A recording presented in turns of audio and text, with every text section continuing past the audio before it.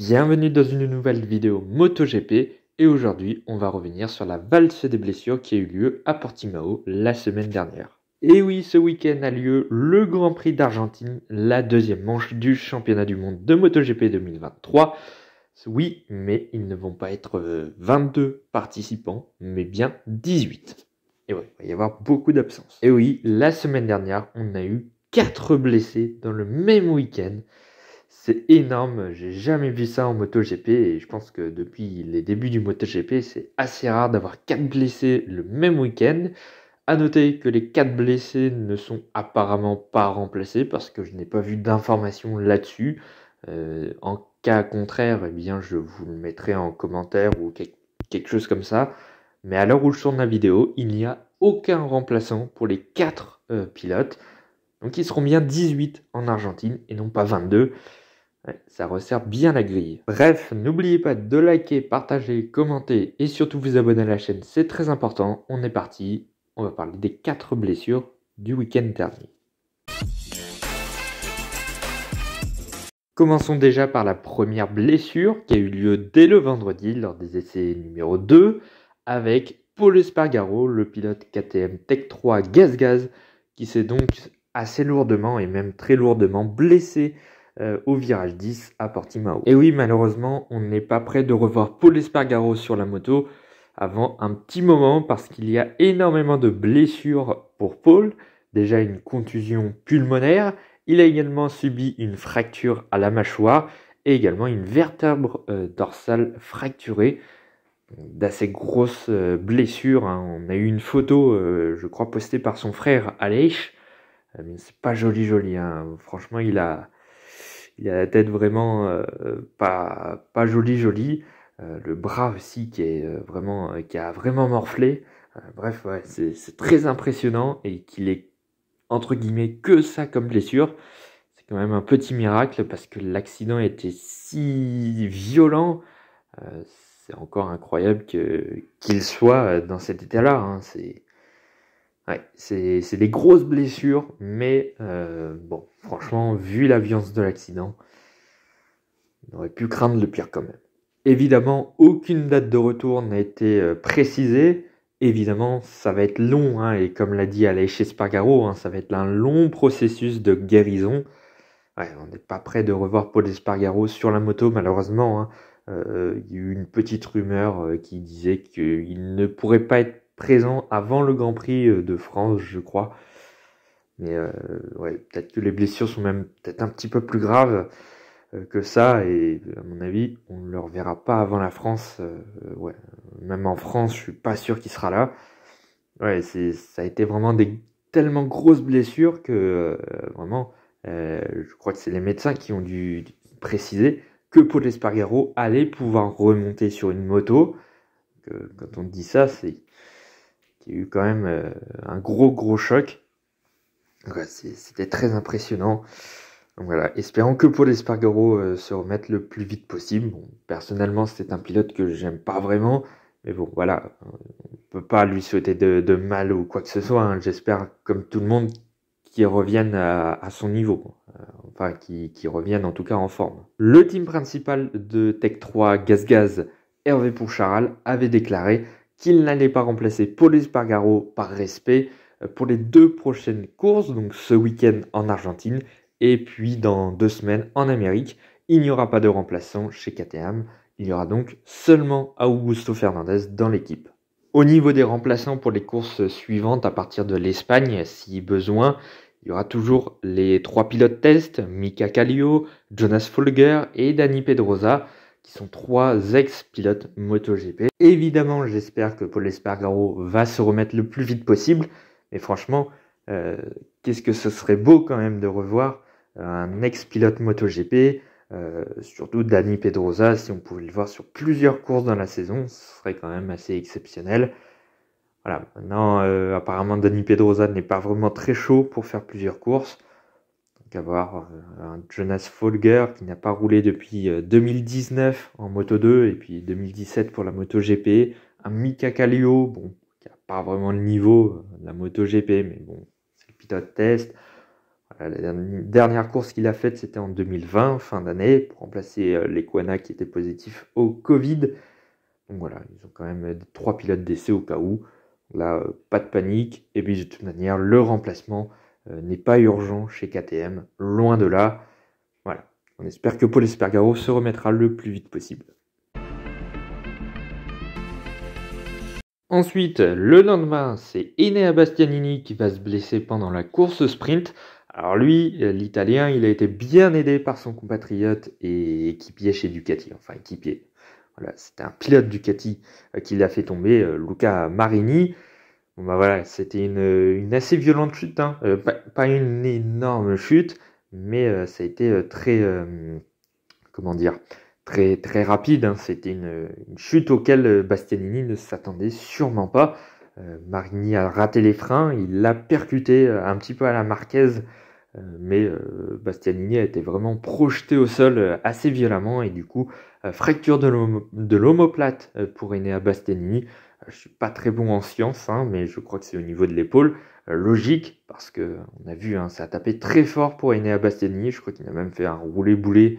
Il s'est retrouvé la tête au sol et les pieds en l'air dans sa chute. Donc, c'est pour dire un petit peu la violence de cet accident. Donc voilà, Enea Bastianini qui vise le retour au Grand Prix des Amériques dans 2 semaines. Comme je l'ai dit tout à l'heure, hein, je ne suis pas prof de sciences, donc je ne sais absolument pas en combien de temps on peut guérir d'une fracture de l'omoplate. Moi-même, je n'ai jamais été blessé là-dedans, donc je ne sais pas.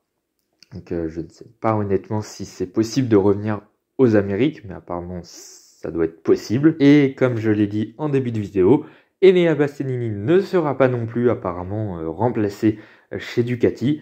Donc Michele Pirro, entre guillemets, prend la porte. Il ne sera pas du voyage en Argentine. D'ailleurs, c'est un petit peu incompréhensible. Je pensais que les pilotes pouvaient être remplacés, mais apparemment ce n'est pas le cas.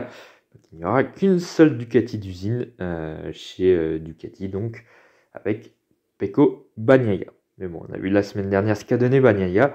L'équipe Ducati Lenovo est en tête du championnat sans l'aide de Bastianini.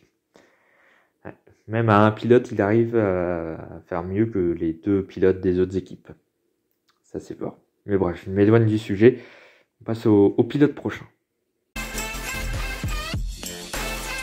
Le et les prochains sur la liste ont été blessés lors de la course et les 2 ont été blessés au même moment. Et oui, c'était donc la fameuse chute Marc Marquez et Miguel Oliveira. Tout d'abord, eh bien, le premier à s'être blessé, en tout cas à avoir déclaré forfait pour le Grand Prix d'Argentine, c'est Marc Marquez. Et pour la 4e année consécutive, Marc Marquez va manquer au moins un Grand Prix dans la saison. Ça commence à faire beaucoup, après sa grosse blessure de 2020, après ses absences en 2021, après encore sa chute, notamment en Indonésie l'année dernière, et puis sa période d'opération.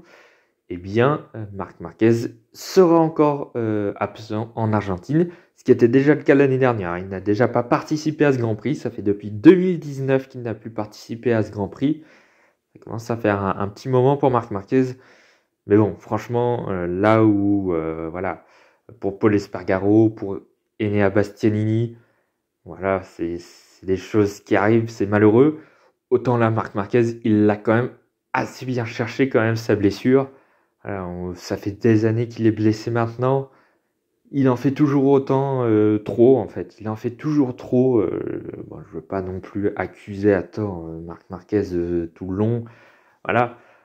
Mais très honnêtement, voilà, c'est quand même un pilote qui se bat, et ça c'est quand même beau, mais qui se bat parfois un petit peu trop. Et là, bon, manquer les freins, ça arrive, mais là, ça arrive assez souvent chez Marc Marquez, malheureusement. Et là, eh bien, en plus de percuter un autre pilote, il l'a blessé.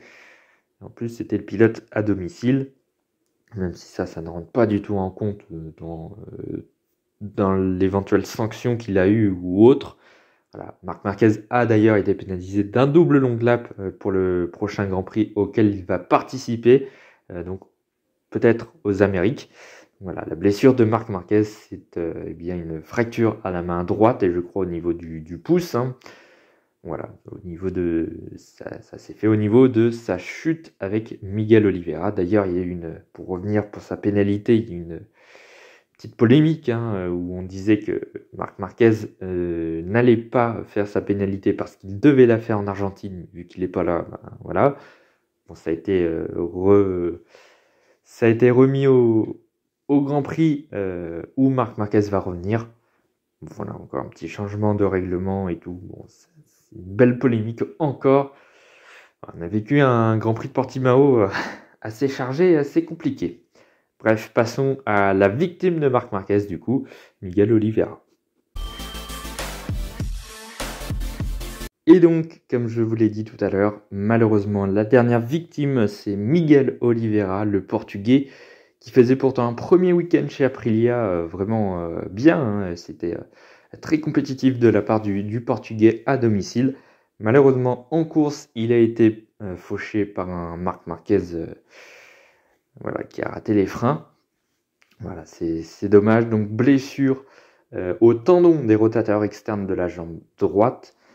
Voilà, donc normalement, Miguel Oliveira devrait être de retour en Amérique, comme Enea Bastianini et comme Marc Marquez. Les trois devraient faire leur retour au prochain Grand Prix en Amérique. Et un peu comme a subi Enea Bastianini, hein, c'est une chute à laquelle Miguel Oliveira ne s'attendait absolument pas. Il avait réussi son virage, il passait normalement le virage, et puis c'est un autre pilote qui a raté les freins et qui allait le faucher, un petit peu comme Luca Marini avec Enea Bastianini.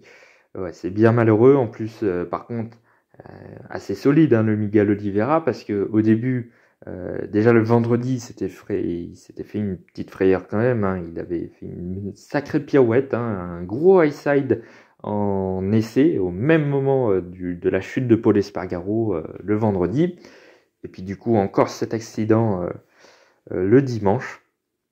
Au début apparemment on disait qu'il y avait que des bleus, voilà, et qu'il serait encore là en Argentine. Oui, mais il y avait quand même des doutes de blessure. Il a fait un examen dès le lundi, et voilà, le verdict est tombé. Et du coup, il sera absent au Grand Prix d'Argentine, malheureusement. 4e victime de ce week-end de Portimao.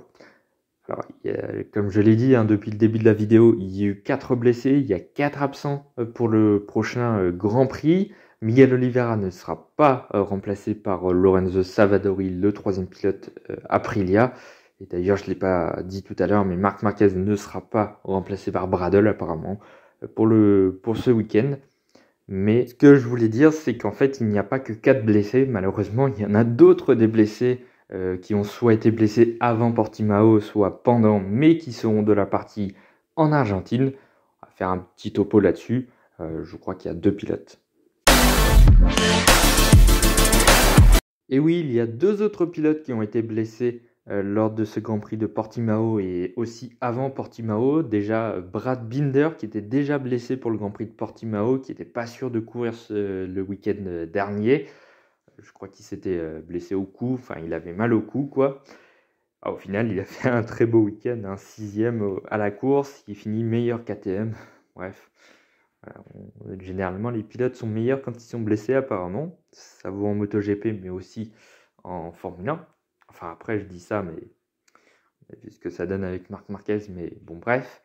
Et puis le 2e pilote qui a été blessé lors du week-end à Portimao lors de la course, c'est Jorge Martin qui lui aussi a été la victime de Marc Marquez.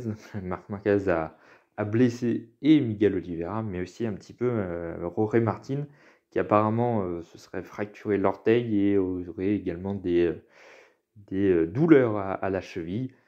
Donc à voir, mais normalement ça ne devrait apparemment pas lui poser problème pour rouler en Argentine. Donc voilà, c'est des blessés supplémentaires, mais qui seront de la partie. Et encore heureux parce que ça commencerait à faire pas beaucoup de blessés, pas beaucoup de pilotes surtout sur la grille en Argentine. Déjà qu'ils sont plus que 18, il y en a 15 qui marquent des points.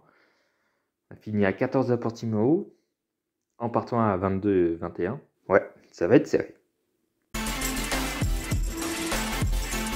Voilà, on en arrive à la fin de cette vidéo sur donc les absences de ce week-end.